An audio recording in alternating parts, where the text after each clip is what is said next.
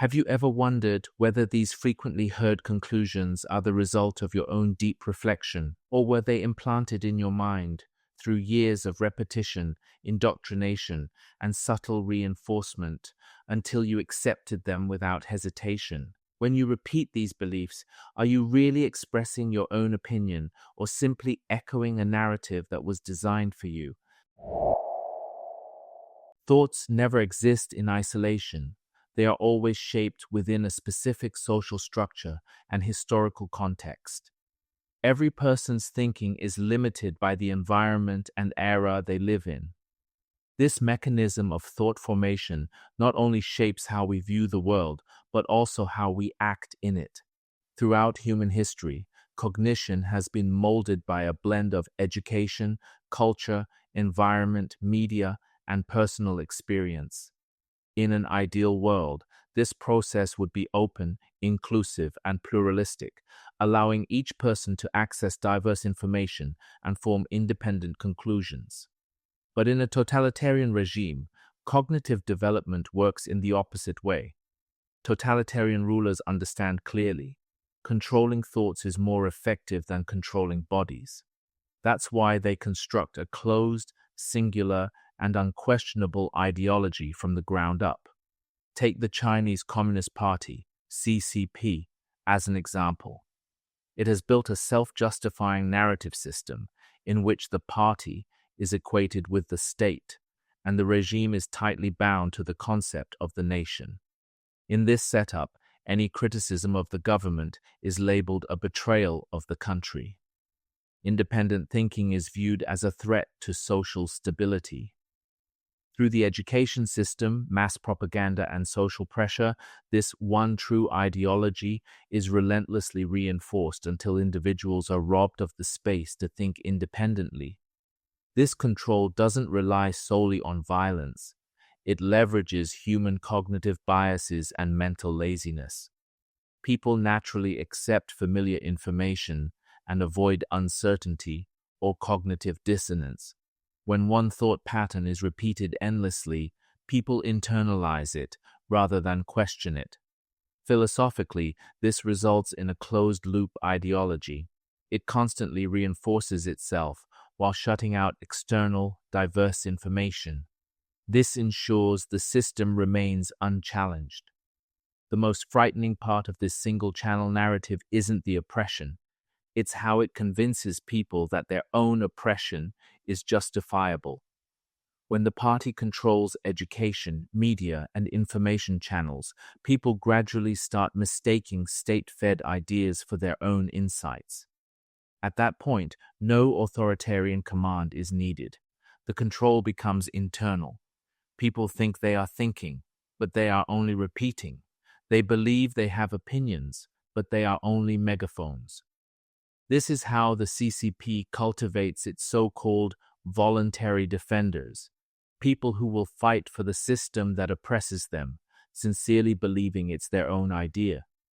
In this thought system, critical thinking is systematically suppressed.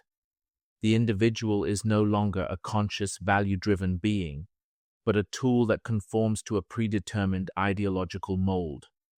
They no longer think for themselves. They think within the boundaries the system allows. Doubt and critique are branded as threats. Over time, people accept a single narrative and even mistake it for a rational choice. By then, mind control is no longer just a cognitive issue. It becomes a matter of personal dignity and even fundamental survival.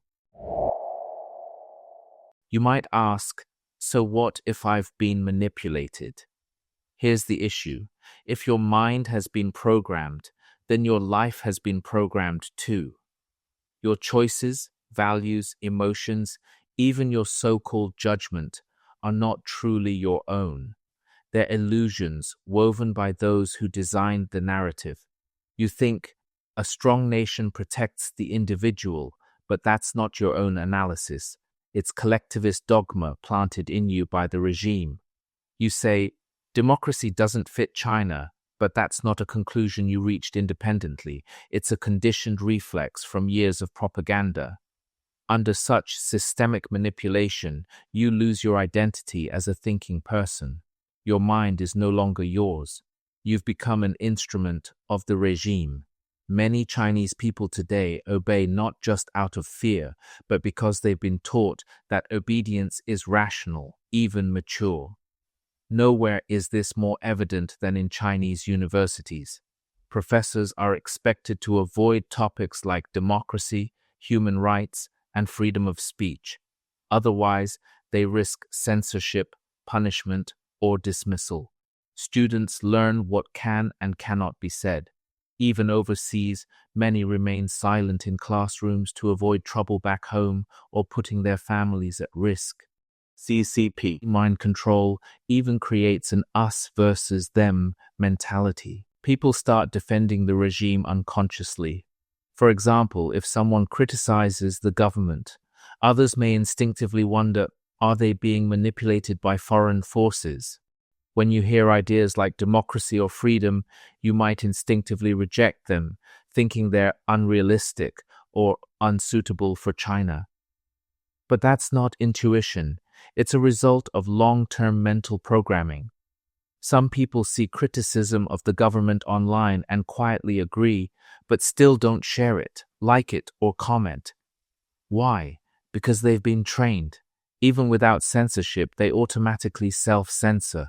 That's the most terrifying success of thought control. You obey without being told to.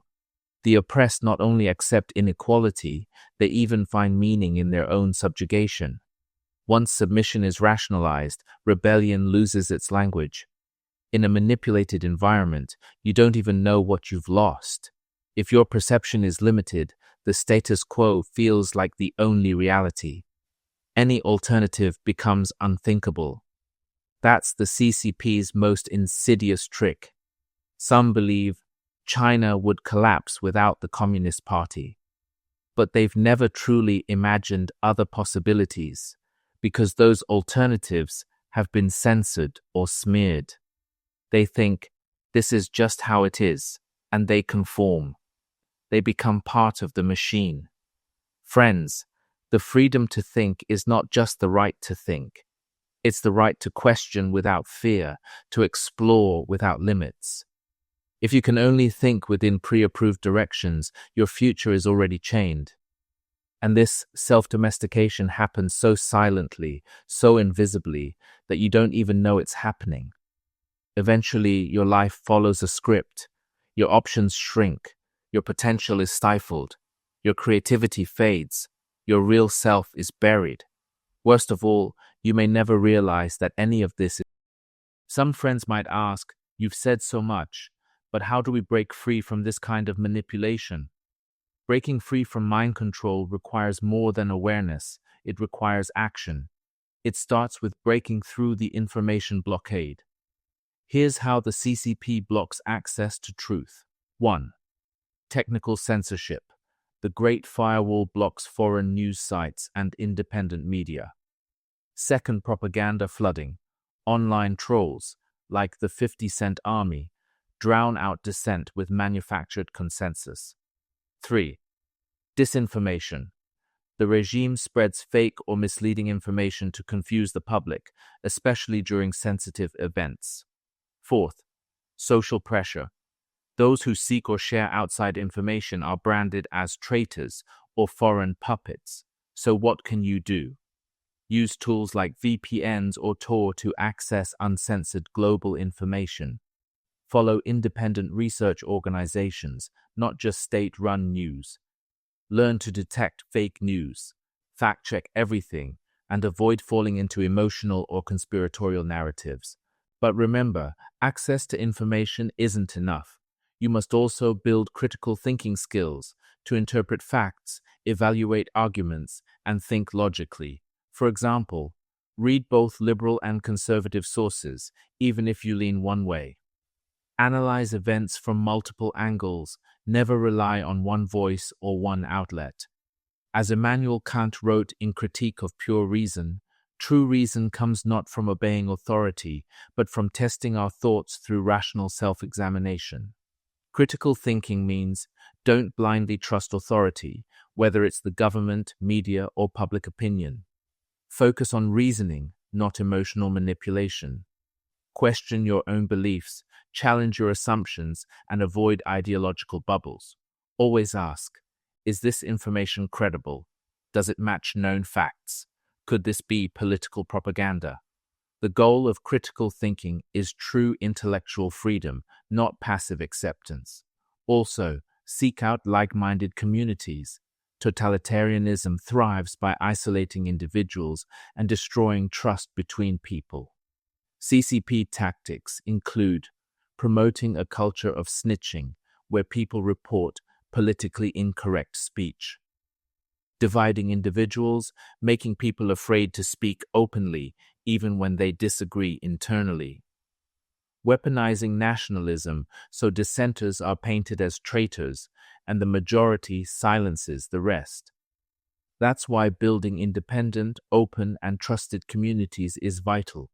Encourage discussions grounded in evidence. Avoid emotional manipulation. Respect disagreement. This is how genuine intellectual freedom thrives. Finally, anonymity is often necessary under authoritarian rule. Learn to protect yourself online.